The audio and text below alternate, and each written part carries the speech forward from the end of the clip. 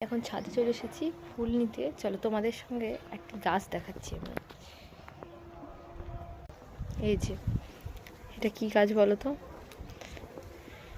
আজ সোমবার, তো এটি আমি শিব ঠাকুরকে দেব। অনেকে জানে হয়তো, বা অনেকে না জানতেও পারে। যে আজ ফুল পেয়েছি একটা, বর্ষাকালে বেশি ফোটে ফুলগুলো। এই যে ছাদ বাগানে চন্দ্রমল্লিকা ফুলগুলো সব ফুটে গিয়েছে।